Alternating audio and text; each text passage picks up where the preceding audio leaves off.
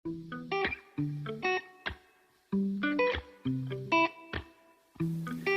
Assalamualaikum warahmatullahi wabarakatuh. Saya Fatum Makfiroh, Program Studi Bimbingan dan Konseling Universitas Indah Prasta PGRI. Hari ini akan menyampaikan materi mengenai kode etik IKI dan APKIN. Nah, pengertiannya, kode etik bimbingan dan konseling Indonesia merupakan landasan moral dan pedoman tingkah laku profesional yang dijunjung tinggi, diamalkan dan diamankan oleh setiap profesional bimbingan dan konseling Indonesia. Nah, landasannya ini ada dua, Pancasila dan tuntutan profesi. Lalu kualifikasinya, konselor ini harus memiliki WPKNS. Apa sih WPKNS itu? WPKNS ialah wawasan, pengetahuan, keterampilan, nilai, serta sikap. Lalu harus ada pengakuan atas kemampuan dan kewenangan sebagai konselor. Jadi, untuk dapat bekerja sebagai konselor atau guru pembimbing, diperlukan nih pengakuan keahlian dan kewenangan oleh badan khusus yang dibentuk oleh organisasi profesi atas dasar wewenang dan diberikan oleh pemerintah. Lalu ada informasi, testing, dan riset. Nah, dalam informasi, semua data yang meliputi hasil wawancara, testing, surat menyurat, perekaman, dan lain halnya, semua ini bersifat rahasia, hanya boleh digunakan untuk kepentingan klien. Lalu ada testing. Nah, testing ini suatu jenis tes, hanya boleh diberikan oleh petugas yang berwenang menggunakan dan menafsirkan hasilnya. Jadi kalau konselor mau menggunakan testing ini, konselor ini harus memeriksa dulu apakah dirinya memiliki kewenangan yang dimaksud. Lalu ada riset. Nah, dalam melakukan riset di mana menyangkut manusia dengan masalahnya sebagai subjek, harus dihindari hal-hal yang dapat merugikan subjek yang bersangkutan. Lalu ada proses layanan. Dalam proses layanan ini, klien sepenuhnya berhak untuk mengakhiri hubungan dengan konselor, meskipun proses konseling belum mencapai hasil yang konkret. Sebaliknya, konselor tidak akan melanjutkan hubungan apabila klien ternyata tidak memperoleh manfaat dari hasil konseling. Lalu ada hubungan dengan klien. Di sini konselor harus menghormati harkat pribadi, integritas, dan keyakinan klien. Nah, konselor juga harus menempatkan kepentingan klien di atas kepentingan pribadinya. Lalu konselor tidak boleh membedakan klien atas dasar ras, suku, bangsa, warna kulit, agama, serta status ekonomi. Lalu, konselor tidak akan memaksa untuk memberikan bantuan kepada seseorang dan tidak akan mencampuri urusan pribadi orang lain tanpa ada izin dari orang yang bersangkutan tersebut. Lalu, konselor bebas memilih siapa saja yang akan diberikan bantuan. Akan tetapi, ia harus memperhatikan setiap permintaan bantuan. Lebih-lebih dalam keadaan darurat atau apabila banyak orang yang mendukungnya. Lalu, kalau konselor sudah turun tangan untuk membantu seseorang, maka konselor ini tidak akan melalaikan klien, walinya, atau orang-orang bertanggung jawab padanya. Lalu, konselor harus menjelaskan kepada klien sifat hubungan yang sedang dibina, serta batasan-batasan dan tanggung jawab masing-masing. Lalu, hubungan konselor mengandung kesetiaan ganda kepada klien, masyarakat, atasan, dan rekan-rekan sejawat. Nah, konselor tidak akan memberikan hubungan profesional kepada sanak keluarga, teman-teman karib, apabila hubungan profesional dengan orang-orang tersebut mungkin dapat terancam oleh kaburnya peranan masing-masing. Lalu ada konsultasi dan hubungan dengan rekan sejawat atau ahli lain. Nah, di sini ada konsultasi dengan rekan sejawat nih.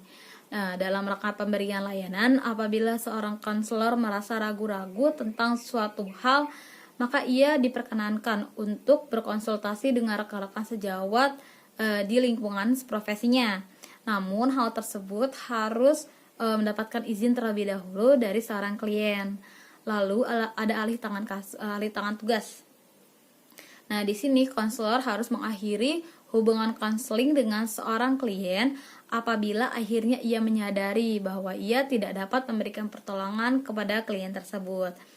Lalu konselor juga mengizinkan kepada seorang klien apabila klien tersebut ingin berkonsultasi dengan petugas atau badan lainnya yang lebih ahli, atau ia akan mengirimkan klien tersebut kepada seseorang atau badan ahli tersebut, tetapi harus dari persetujuan seorang klien. Lalu bila konselor berpendapat untuk mengirimkan klien ke ahli lain, namun kliennya tidak mau, maka di sini konselor harus memberikan penjelasan akan pertimbangan baik buruknya apabila konseling ini tetap dijalankan. Lalu ada hubungan kelembagaan. Di sini prinsip-prinsip yang berlaku dalam layanan individual, khususnya tentang penyimpanan serta penyebaran informasi tentang klien, dan hubungan konfidensial antara konselor dengan klien berlaku juga bila konselor bekerja dalam hubungan kelembagaan. Lalu ada keterkaitan kelembagaan. Nah, setiap konselor yang bekerja dalam hubungan kelembagaan turut bertanggung jawab terhadap pelaksanaan peraturan kerjasama dengan pihak atasan atau bawahannya, terutama dalam rangka layanan konseling, dengan menjaga rahasia pribadi yang dipercayakan kepadanya. Selanjutnya ada praktik mandiri dan laporan kepada pihak lain. Nah, konselor yang berpraktik mandiri dan tidak bekerja dalam hubungan kelembagaan tertentu tetap harus mentaati segenap kode etik jabatan sebagai konselor dan berhak untuk mendapatkan dukungan serta perlindungan dari rekan-rekan seprofesinya. Lalu, konselor yang berpraktik mandiri juga harus terlebih dahulu memperoleh izin dari suatu organisasi profesi. Ini kalau di BK, kalau di bimbingan konseling atau konselor nih APKIN namanya. Lalu ada laporan kepada pihak lain. Apabila konselor perlu melaporkan suatu hal tentang klien kepada pihak lain, misalnya kepada pimpinan lembaga tempat ia bekerja, atau kalau ia diminta keterangan tentang klien oleh petugas suatu badan di luar profesinya dan ia harus memberikan informasi itu, maka dalam memberikan informasi itu ia harus sebijaksana mungkin dengan berpedoman dan berpegangan bahwa dengan berbuat begitu klien tetap dilindungi dan tidak dirugikan. Lalu ada ketaatan profesi, pelaksanaan hak dan kewajiban. Nah, dalam melaksanakan hak dan kewajiban sebagai konselor harus selalu mengingatkannya dengan tugas dan kewajibannya terhadap klien dan profesi sebagaimana dicantumkan dalam kode etik, dan semuanya itu sebenar-benarnya untuk kepentingan dan kebahagiaan klien. Lalu ada pelanggaran kode etik. Konselor harus selalu mengkaji tingkah laku dan perbuatannya tidak melanggar kode etik.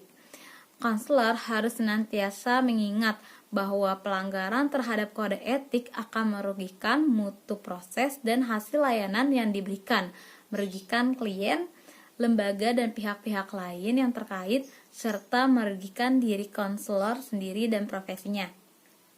Nah, pelanggaran terhadap kode etik ini akan mendapatkan sanksi berdasarkan ketentuan yang ditentukan oleh APKIN. Selanjutnya ada menurut APKIN, kualifikasinya ini guru bimbingan dan konseling adalah pendidik yang berkualifikasi akademik minimal sarjana pendidikan S1 dalam bidang bimbingan dan konseling dan memiliki kompetensi di bidang bimbingan dan konseling. Lalu, konselor adalah pendidik profesional yang berkualifikasi akademik minimal sarjana pendidikan S1 dalam bidang bimbingan dan konseling dan telah lulus pendidikan profesi guru bimbingan dan konseling atau pendidikan profesi konselor. Lalu, magister bimbingan dan konseling adalah pendidikan profesional dan ahli bimbingan dan konseling yang berkualifikasi pendidikan S2 bimbingan dan konseling. Selanjutnya ada dokter bimbingan dan konseling, adalah pendidik profesional dan ahli pengembangan ilmu bimbingan dan konseling yang berkualifikasi pendidikan S3 bimbingan dan konseling. Lalu ada kompetensi. Nah, sebagai pendidikan yang dianugerahi gelar sarjana profesi, magister dan dokter, bimbingan dan konseling harus memiliki kompetensi sikap, pengetahuan, keterampilan khusus, dan keterampilan umum. Nah, untuk kompetensi sikap ini berlaku untuk semua jenjang pendidikan, baik S1, S2 maupun S3. Lalu kegiatan profesional. Di sini ada praktik pelayanan secara umum, ada praktik pada unit kelembagaan, praktik mandiri, dukungan sejawat profesional konselor, informasi dan riset, serta asesmen. Praktik pelayanan secara umum. Nah, di sini ada dinamika pelayanannya. Konselor wajib menangani konseli sesuai dengan kesepakatan antara keduanya. Jika dirasa perlu, konseli berhak mengakhiri hubungan dengan konselor meski proses konseling belum mencapai hasil yang konkret seperti yang telah dijelaskan di awal sebelumnya. Lalu ada hubungan konselor dengan konseling. Ini juga sama, sebelumnya sudah dijelaskan. Lalu ada praktik pada unit kelembagaan. Nah, dalam berpraktik pada unit kelembagaan tertentu seperti suatu pendidikan, lembaga pendidikan kedinasan baik negeri atau swasta, lingkungan pendidikan lembaga kerja baik perusahaan atau industri, atau lembaga sosial kemasyarakatan, konselor harus memahami visi misi, tujuan, pola kerja, dan nilai-nilai yang berlaku di dalam lembaga tersebut. Nah, konselor juga harus menjunjung dan mengimplementasikan visi, misi, tujuan, pola kerja, dan nilai-nilai yang berlaku di lembaga yang dimaksud melalui pelayanan bimbingan dan konseling. Lalu ada praktik mandiri. Nah, dalam status sebagai konselor yang melakukan praktik mandiri, seperti yang dijelaskan sebelumnya ya, konselor ini harus mendapatkan izin terlebih dahulu dari organisasi profesi bimbingan dan konseling, yaitu Asosiasi Bimbingan dan Konseling Indonesia atau yang disingkat dengan APKIN. Nah, konselor memberikan layanan kepada seluruh warga masyarakat yang memerlukan bantuan dengan menerapkan segenap kaidah praktik dan kode etik profesional pelayanan bimbingan dan konseling. Lalu ada dukungan sejawat profesional konselor. Yang pertama ini berkenaan dengan status konselor yang bekerja pada unit kelembagaan dan konselor mandiri. Semua konselor saling menghormati dan mendukung. Jika dikehendaki oleh pihak-pihak terkait, sejawat konselor dengan senang hati, sekuat tenaga secara profesional membantu rekan yang bekerja pada unit kelembagaan praktik mandiri yang membutuhkan bantuan. Lalu ada informasi dan riset, sebelumnya sudah saya jelaskan. Lalu ada asesmen. Asesmen ini suatu jenis tes, suatu jenis asesmen tes dan atau non tes yang hanya diaplikasikan oleh guru bimbingan dan konseling atau konselor atau dosen bimbingan dan konseling yang berwenang menggunakan dan menafsirkan hasilnya. Lalu ada pelaksanaan pelayanan. Di sini poin pertamanya ada penghargaan dan keterbukaan. Nah, di sini poin-poinnya ada penghargaan terhadap sasaran layanan, di mana konselor menghargai konseli sesuai dengan harkat dan martabat kemanusiaan. Lalu ada kebenaran dan keterbukaan. Dalam melaksanakan pelayanan konseling, konselor membahas dan menangani permasalahan konseling secara objektif. Lalu ada kerahasiaan dan berbagai informasi. Nah, di sini konselor harus menyadari, menghargai, dan menempatkan informasi dari dan mengenai diri konseling, baik yang menyangkut kehidupan pribadi maupun konseling aktualnya pada posisi yang sangat penting dan harus dirahasiakan sepenuhnya. Konselor berbagi informasi tentang diri dan kondisi konseling dengan pihak lainnya atas izin konseling, sesuai dengan asas kerahasiaan atau pertimbangan etika profesi dan atau hukum. Lalu ada setting layanan. Di sini ada suasana dan sarana fisik, lalu kondisi sosio-psikologis. Selanjutnya ada tanggung jawab. Nah, konselor dalam menjalankan kinerja profesionalnya, konselor ini harus bertanggung jawab kepada 5 pihak. Nah, 5 pihak ini diantaranya adalah tanggung jawab kepada konseli, tanggung jawab kepada atasan dan pemangku kepentingan lainnya, tanggung jawab kepada ilmu dan profesi, tanggung jawab kepada diri sendiri, serta tanggung jawab kepada Tuhan Yang Maha Esa. Lalu ada pelanggaran dan sanksi. Di sini ada bentuk-bentuk pelanggaran. Bentuk pelanggaran ini ada pelanggaran umum, pelanggaran terhadap konseling, pelanggaran terkait dengan kelembagaan lembaga kerja, pelanggaran terhadap rekan sejawat, serta pelanggaran terhadap organisasi profesi. Nah, di sini juga ada sanksi-sanksi dari pelanggaran yang telah dilakukan. Antara lain sanksinya ini teguran secara lisan maupun tulisan, lalu peringatan keras secara tertulis, pencabutan keanggotaan APKIN, pencabutan lisensi izin praktik mandiri.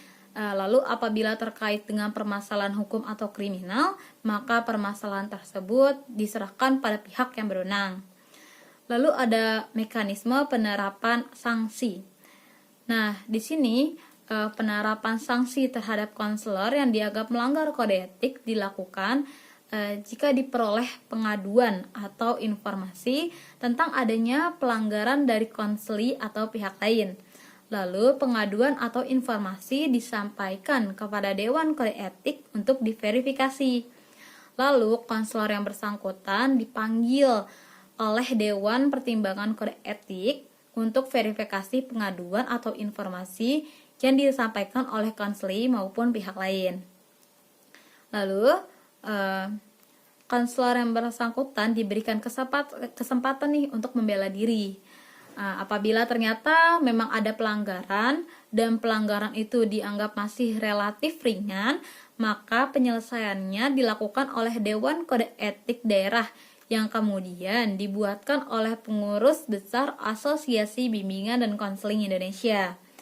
Nah, apabila pelanggaran dilakukan oleh konselor mencederai profesi bimbingan dan konseling, Dewan Kode Etik Daerah melimpahkan penyelesaiannya kepada pengurus besar Asosiasi Bimbingan dan Konseling Indonesia. Sampai situ saja materi yang dapat saya sampaikan. Kurang lebihnya mohon maaf. Wassalamualaikum warahmatullahi wabarakatuh. Okay.